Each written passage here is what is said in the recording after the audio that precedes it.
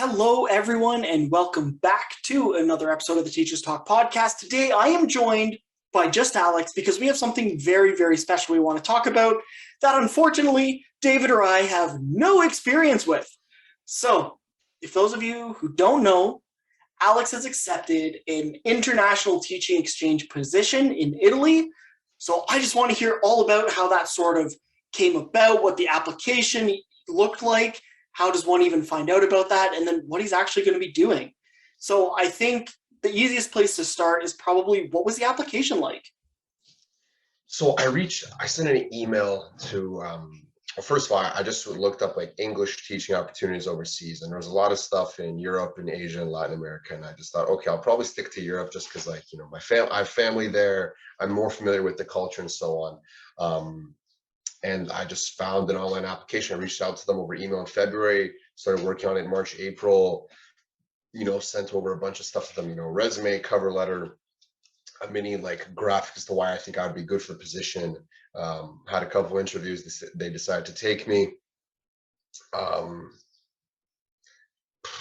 Let's see. I didn't expect you to ask me about the application part. But yeah, and then once they kind of it's funny. So the way they have is they have like teacher, then they have like site coordinator. And so I was just going to apply for the teacher position because, teaching English, I think is teaching English versus teaching like a science or a social science or a mathematics, which is, our teachables, like the three of us, it's a different ball game because it's not like teaching even English to a country in which English is the primary language, like Canada. I'm teaching English to people who speak, one or maybe even two languages prior to English. So it's going to be kind of challenging. So I'm really excited about that. So that's one thing that I kind of have to highlight in the application process. Like, I speak different languages at home. I understand that it's going to be a little bit of a different ball game. And then, yeah, so I was just ready to be the teacher. And then they offered me site coordinator. And I was like, because I'm a little bit older, I guess, because I'm turning 24 soon. But I told them, it's like, listen, guys, as flattered as I am, like, I don't speak Italian nowhere near where I should. My German is crap, so I could never actually be a site coordinator. But yeah, so I accepted the English teacher position, and yeah, that's kind of it in terms of the application process. Now, I've received a series of emails over the last few weeks. I'm doing a lot of orientation, a lot of online training, getting kind of used to the logistics of the camp in terms of the daily schedule, which I'm sure you'll want to ask me about in a few seconds. But yeah, the application was just resume, cover letter, an application package, and then like a creative piece or two about why you think you would be good for this position. Okay, yeah. So was there any like interview portion of it, or was it mostly just send the documents in, wait to hear back? So for this position specifically, there were a bunch of documents I had to submit, but then there also was there was like interview questions you have to answer, like one or two that are like really basic. There's just like situational based, which literally there was like a disclaimer. It's like, we've had like 4 bad situations the last 10 years, but here's what would happen. What would you do if this happens? So I'm like, okay, it's fine. So I answered them, and then there was like a proper interview, which was about 5 to 10 minutes long. He asked me if I'd be interested in being site coordinator. I told him I was flattered, that I just prefer to be just regular teacher or regular instructor, I guess as they call it. But yeah, so nothing crazy, like, standard cover letter, resume, application package, sell yourself a little bit, and then interview. No, hey, I'm glad that the interview went well. I'm glad that like the application went well. Obviously, you've accepted the job you're teaching, Yeah. but tell us a little bit about like what that job is going to look like. So this place is called the English Camp Company, and the way they function is they're not like an official school or education like construct, but what they do is they bring in people who generally have some sort of experience with children. And the reason they really like me is because I'm a teacher, and because I've been doing this. Well, I've been teaching for the last 2 years, throughout our B.Ed, and I have been working with kids since I was like 15, and I'm almost 24 now, so about a decade almost. And the way it kind of works is, in terms of the actual layout, is their philosophy is that you don't learn a new language just through classroom, but through like gamification. We've talked about game-based learning throughout our B.Ed and some of our other content. So the way it works is, first 4 hours of the morning our classroom from 8 to 12. Lunchtime, next 4 hours are like game based, and most of the places we're gonna be placed usually in like a local school or like a town hall. They'll be like, we'll walk in through the town and like, oh, what is this called in English? How would we say this?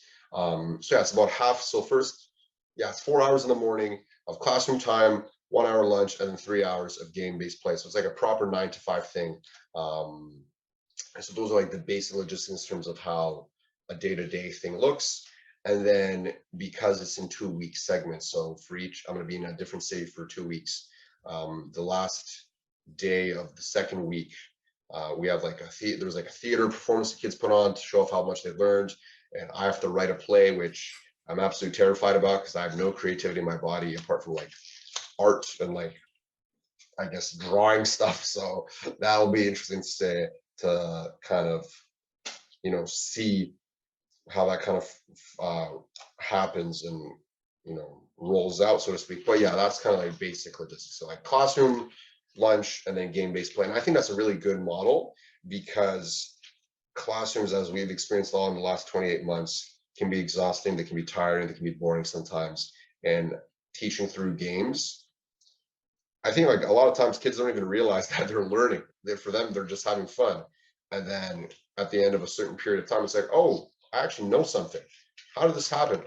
I hated classroom time. It's like, well, this is the magic of an educator, right? But yeah, so that's kind of it in terms of like a camp, or they call themselves, camp. They don't call themselves like a school or anything. But yeah, that's kind of the layout of the teaching process. Okay.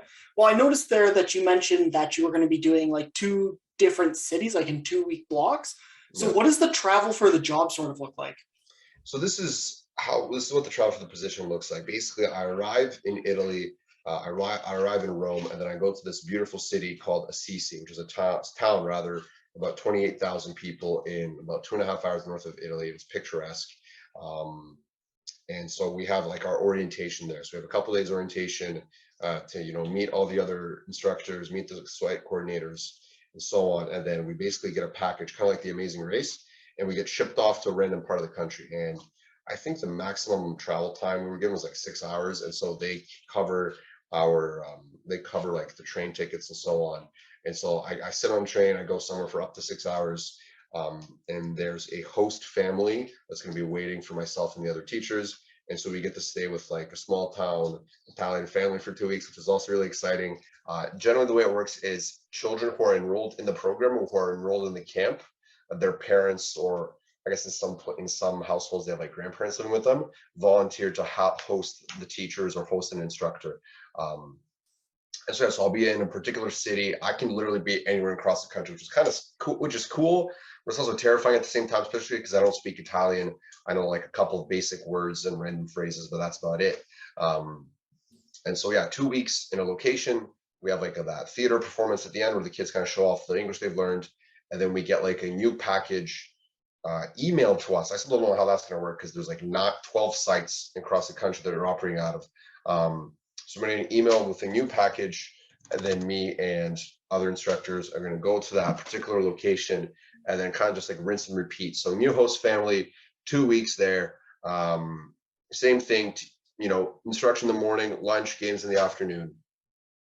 And then, yeah, the only part that I don't want to say is bad, but like I'm gonna have to get used to is like the go, because life is, I find life in a country like Italy is slower, and people, kind of take their time, but with that, they also like enjoying life. They enjoy life more because it's simpler. And so in that case, it's like they're never tired because they take it so slow. So like, listen, if I'm done at 5 p.m. and I've been up since 8 or 7:30, I'm going to be exhausted. And it's good training for my teaching job. But this position is kind of like I also want to enjoy myself. And so for sure. It's going to be exhausting, kind of being done at 5:30 p.m., 5:30 p.m. every day. And then the host rooms are like, oh, do you want to go see this place? It's like, I'd love to, but I'm dead. So like, I don't know what to tell you. Yeah, trust me, I hear you. I've got family in southern Italy, and everything is like so slow, so like just people do it at their own time. You go to the grocery store, like even like checkout lines. Yeah, it's not like boom, boom, boom. It's like they have a conversation with you. So, which I love. Like I'm Yeah, a no, it's conversationalist, wonderful. and like being of European background, my parents are immigrants. Obviously, you have a European background on both sides. Like I like that type of conversation stuff, and so that's the one thing I'm also kind of nervous is because like I don't speak the language. If it was a different part of Europe where I know the language, I'd be more than happy to have those discussions. So it's like ciao, ragazzo, which is like hi man or like hi boy, and like oh, crap, I don't know how to continue this conversation. Um, No, hey, you know what? They'll appreciate it no matter what. and I think so. So And within the application, one thing I didn't mention is they asked us like on a scale of 0 to 10, how comfortable are you being with a family that doesn't speak English? So I kind of put 5. Like I wouldn't be terrified that they didn't speak English, but I'm not yeah, like, oh, they must speak perfect English. I'm not going to do it because I'm just kind of in whip the out the middle. Google Translate. And that's what I'm saying. Like because I have a French background, Yeah, a lot of the grammar is similar. The words sound pretty similar, and based on like intonations and like body language, like Italians love talking with their hands. yep. I can kind of maybe not inform myself exactly what they're talking about, but I can kind of like extrapolate and guesstimate at least what's going on. Yeah, But definitely. but yeah, I would say um, yeah, that's what I would say in terms of like what's the actual travel process going to be like, and then on Sure. my very final day, um, at the end of that like second 2 week block, um, I'm probably going to stay like a day or two with that family, and then I'm going to go to Eastern Europe where my family lives, grandparents, cousins, so on. Um, so I'm saying it's gonna be a great summer. I'm really excited. I'm stoked. I'm Yeah. terrified. I'm terrified, but I'm also excited at the same time. Well, I mean, also like we were just talking about the idea of like work hard, play hard type of thing. Is there anything you want to get up to while you're in Italy? Like anything that you can think of? I mean, I've looked up so the city where we're doing our orientation, Assisi, is like very historically relevant, very relevant for the Catholic faith, which I don't know too much about because I'm not Catholic, but I've done I've done a little bit of research, and the place looks breathtaking. You could probably film like any sort of like movie you want with an Italian. I think there's the most recent James Bond movie, not Spectre. No Time to Die was filmed in an Italian town, like I think like an hour away from this place or something, or 2 hours, an hour and a half away. Nice. So it's kind of like that style of town where you could like film a movie in it or something. And then some of the other small locations that they've done in the past, but I'm not sure if I'm gonna be personally placed there.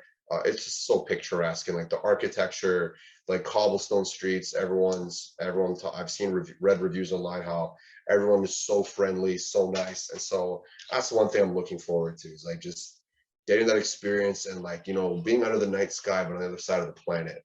Um, and then of course most of these other English teachers are going to be around my age, so like between 20 and 25. Most of them are usually like 21 or 22, and so it'll be interesting to talk to people from Australia, from the UK, from Ireland, from the US. Okay, maybe not the US, but South Africa, New Zealand, some of these other like anglophone, predominantly anglophone countries. Mm-hmm. And yeah, so kind of just seeing like what experiences brought us to this place.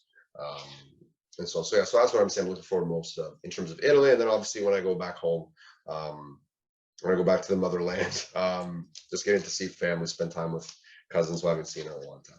Yeah, that'll be awesome. Honestly, thank you for doing this. I appreciate it because I know Yeah. you're heading out in a couple days, so I Yeah, really I do know. I appreciate know. you. Like, I've been like scheduled, like the airplane, everything's so expensive, and like I'm trying to balance like reasonable price, but also like what makes logical sense. And initially I thought I was like, okay, I'll be in Rome like a week in advance or something. So initially my plan was to already be in Italy by now.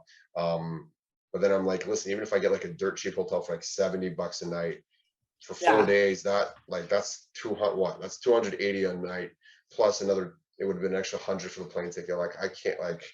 yeah. No, I've don't already worry been about it. saving up. Hey, Like I'd already been saving up. So an extra $300 or $400 I can't really afford right now. yeah. I'll make it back in the summer, doing other stuff. But yeah, so I'm For kind of sure. just rolling with the punches at this point. Yeah. Well, anyways, I guess we'll end the podcast there. So thank you very much, Alex. So for anyone who is curious about international exchanges and curious about Alex's experiences, we're probably going to touch on that in a separate podcast later down the line. We're definitely going to do an Italian podcast where we get to chat with him while he's there in Italy. But outside of that, if you have any questions, just comment down below and I'll make sure that we get back to you. So with that said, please like and subscribe to the channel. We greatly appreciate everyone who's joined our community in the last little bit. And as always, stay happy, safe, and healthy, and we'll see you all around. Bye, everyone.